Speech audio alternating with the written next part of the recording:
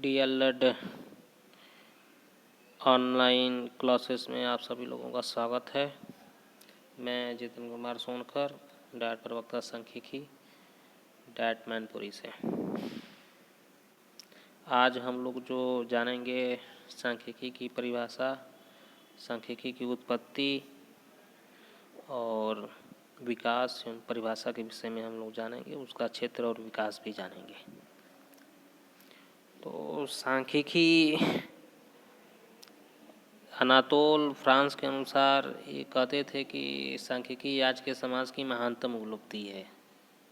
यदि देखा जाए तो लॉर्ड केल्विन का कहना था कि जिस विषय की बात आप कर रहे हैं, यदि आप उसका माप कर सकते हैं और उसे संख्याओं के माध्यम से प्रकट कर सकते हैं तो आप उसके बारे में कुछ जानते हैं।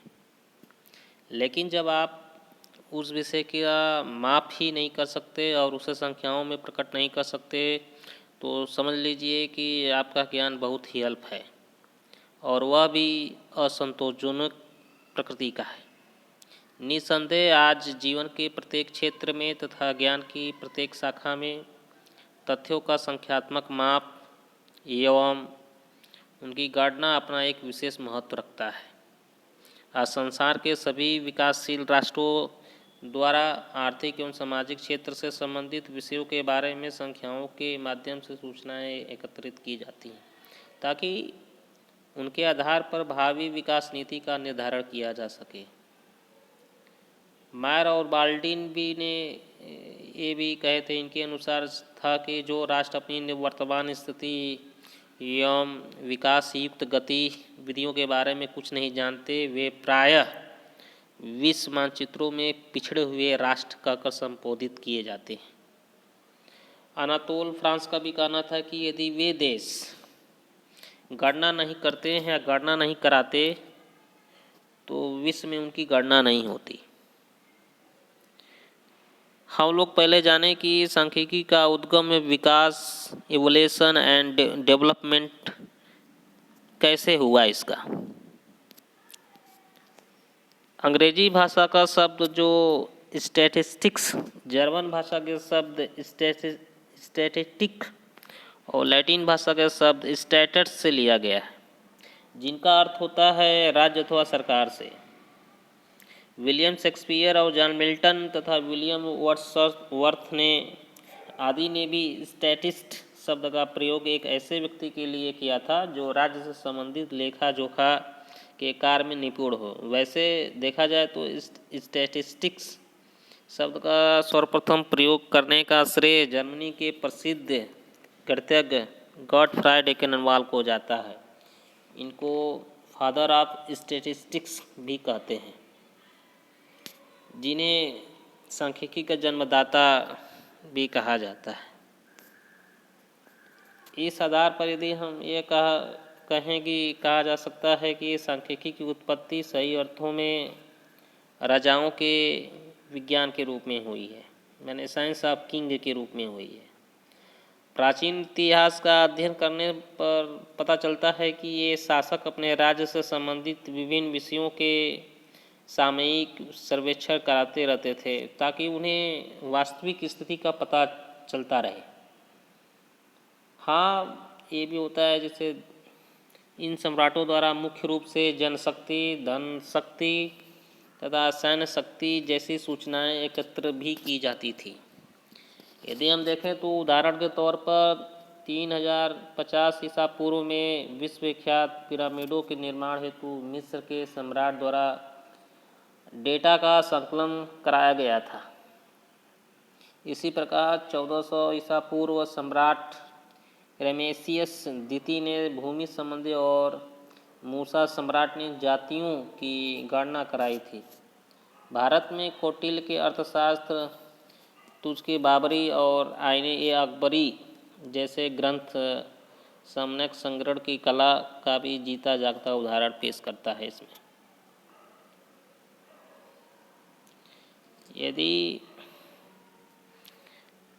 यदि कालांतर में देखा जाए तो धीरे धीरे इस विज्ञान का प्रयोग अन्य क्षेत्रों में भी किया जाने लगा है सांख्यिकी का। उदाहरण के तौर पर देखें तो 16वीं शताब्दी में जॉन्स केपलर ने खगोल शास्त्र के क्षेत्र में और सर थॉमसन ग्रेसम ने आर्थिक और सामाजिक क्षेत्र में, और 17वीं शताब्दी में जीवन समनकों के रूप में तथा 18वीं शताब्दी में गणितीय क्षेत्र में इस विज्ञान का प्रयोग शुरू हो गया था।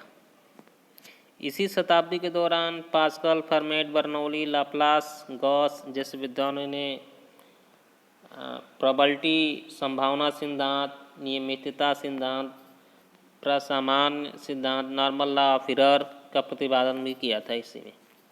और 19वीं शताब्दी में इस विज्ञान को और अधिक विकसित करने का श्रेय क्यूटले, नैप, चार्लियर, फ्रांसिस गाल्टन तथा कार्ल पियर्सन महोदय को भी है।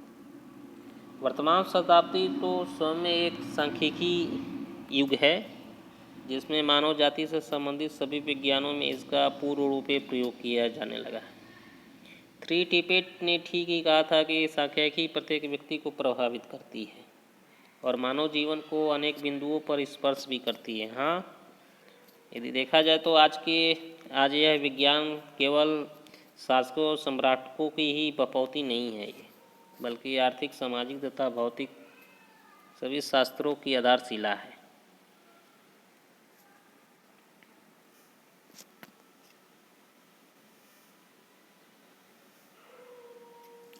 यदि हम लोग देखें तो सांख्यिकी का अर्थ एवं परिभाषा यदि सही अर्थ में देखा जाए तो सांख्यिकी जो शब्द का प्रयोग होता है आज के युग में 2 रूपों में किया जाता है, एक तो एक वचन में और दूसरा बहुवचन में। यदि प्राचीन काल में जब सांख्यिकी का अधिक विकास नहीं हुआ था तो प्राय इसको बहुवचन डेटा के रूप में ही स्वीकार किया जाता था, परंतु आगे चलकर इस विज्ञान के पूर्ण विकास करने पर इसको एक वचन अर्थात सांख्यिकी विज्ञान, साइंस ऑफ स्टैटिस्टिक्स के रूप में प्रयुक्त किया जाने लगा। आगे सांख्यिकी शब्द की परिभाषा इन दोनों ही अर्थों में की जाएगी।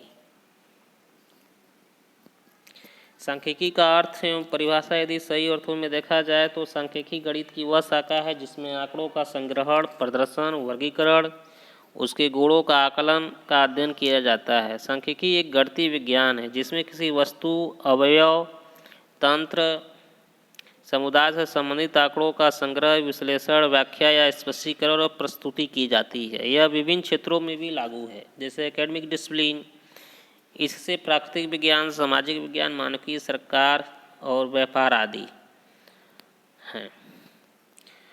और सांख्यिकी के अनेक परिभाषाएं हैं जो कि अलग अलग लोगों ने दिए हैं। जैसे बंटिंगटन के अनुसार देखा जाए तो सांख्यिकी एक अनुमान और संभावना संबंधी विज्ञान है, और प्रोफेसर बावले के अनुसार देखा जाए तो सांख्यिकी गणना का विज्ञान है। प्रोफेसर बावले ने ही कहा था कि सांख्यिकी को उचित रूप से औसतों का विज्ञान कहा जाता है या माध्यों का विज्ञान कहा जा सकता है। पीएच कार्मेल के अनुसार भी सांख्यिकी का विषय उन समनकों के संग्रहण, वर्गीकरण और सारणियन से संबंध रखता है ताकि घटनाओं की व्याख्या, विवरण और तुलना के लिए आधार स्वरूप प्रयोग हो सके। और लोगों ने भी अपना अपना मतानुसार स्टैटिस्टिक्स के विषय में दिए हैं। एकेनवाल, गॉटफ्राइड एकेनवाल भी ये कहते हैं कि राज्य से संबंधित दोनों ऐतिहासिक व विवरणात्मक महत्वपूर्ण तथ्यों का संग्रह डेटा है। वालिस रॉबर्टसन भी ये कहते हैं कि इनके अनुसार है कि डेटा तथ्यों के परिभाषात्मक पहलुओं के संख्यात्मक विवरण है जो मदों की गिनती या माप के रूप में व्यक्त करते हैं।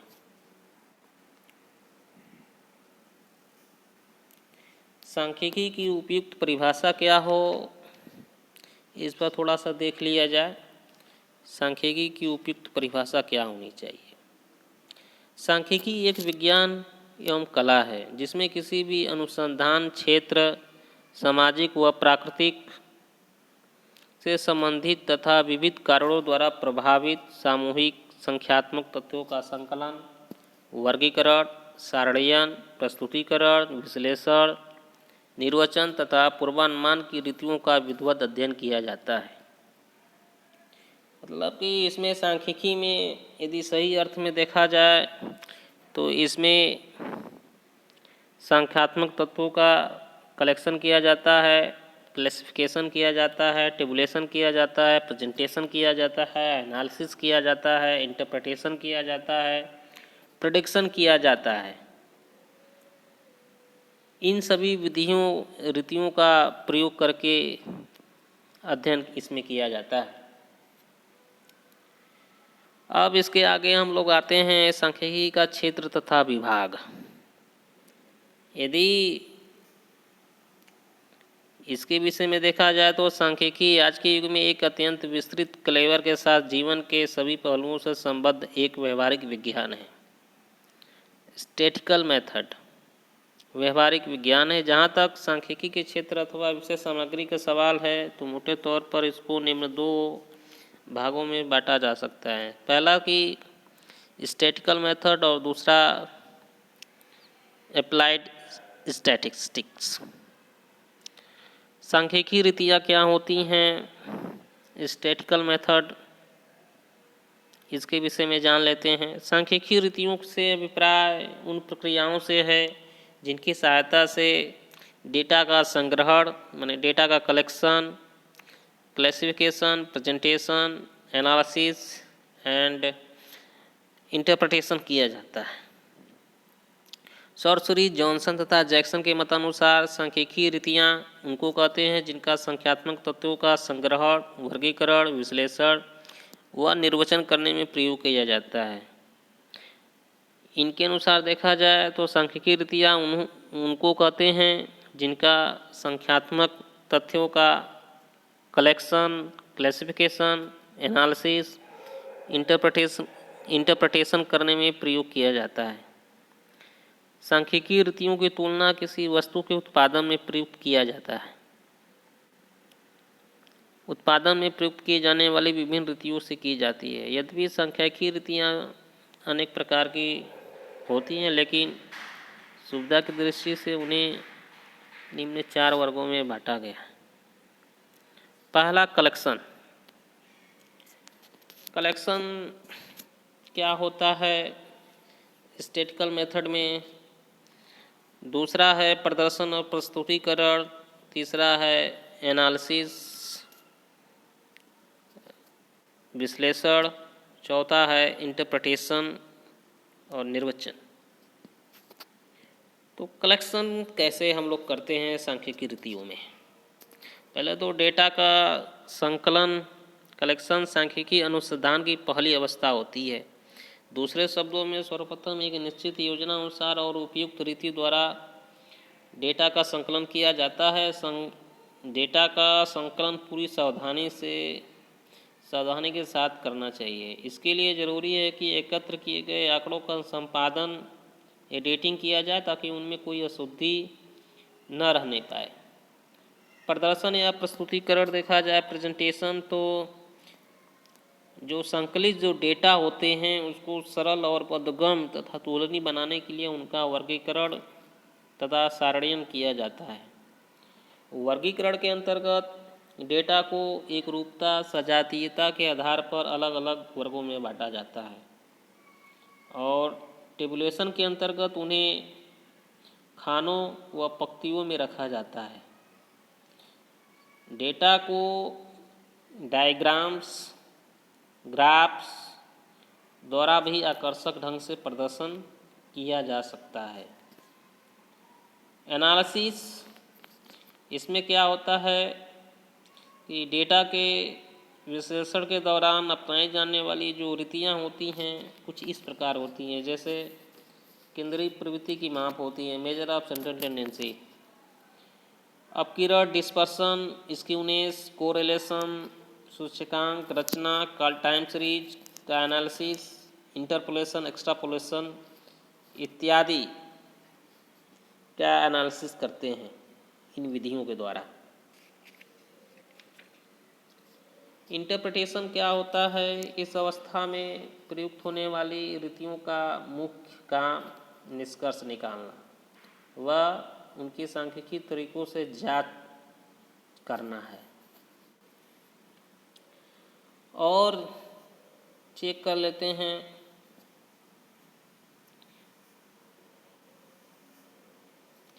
सांख्यिकी का क्षेत्र तथा विभाग क्या होता है।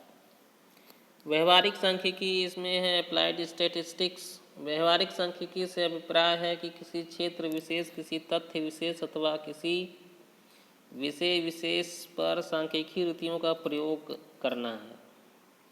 सॉर्सरी, सिम्पसन एवं काफा के अनुसार व्यवहारिक सांख्यिकी किसी विशेष प्रकार की विशेष सामग्री में सांख्यिकी रीतियों का प्रस्तुतिकरण है। उदाहरण के लिए जैसे जनसंख्या, राष्ट्रीय आय, कृषि उत्पादन, मूल्य और मजदूरी संबंधी डेटा व्यवहारिक सांख्यिकी के अंतर्गत रखे जाते हैं। व्यवहारिक सांख्यिकी को भी प्रायः दो वर्गों में बांटा गया है। पहला वर्णनात्मक व्यवहारिक सांख्यिकी, डिस्क्रिप्टिव अप्लाइड स्टैटिस्टिक्स।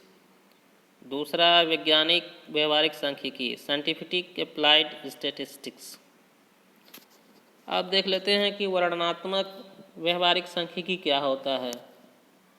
वर्णनात्मक सांख्यिकी के अंतर्गत किसी क्षेत्र से संबंधित भूत अथवा वर्तमान डेटा का अध्ययन किया जाता है।